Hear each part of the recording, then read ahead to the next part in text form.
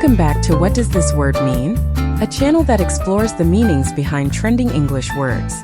Subscribe now to stay updated. Today's word, ver. If you know bro, and you almost certainly do, you're already halfway there. Ver is a variant of bro, itself short for brother, the casual address term you use with someone close.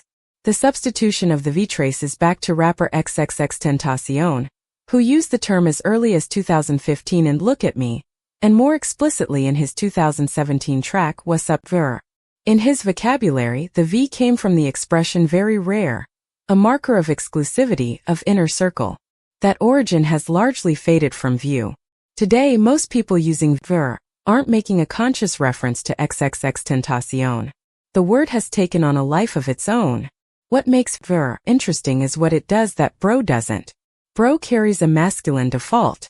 It's technically usable across genders, and some people do address close female friends as bro, but the association with male address remains strong. Ver has emerged as a gender-neutral alternative, particularly online, for moments when bro feels like the wrong fit. You're addressing someone, you want that familiar casual energy, but you don't want to gender it. Ver does that job.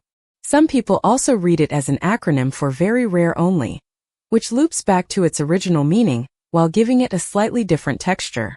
Worth noting, a parallel formation exists in Crow, which follows the same logic but draws from Crips gang slang, substituting the B of bro with the C of Crips. Same template, very different worlds. Thanks for tuning in. Before leaving, don't forget to like and to subscribe to the channel for the next episode.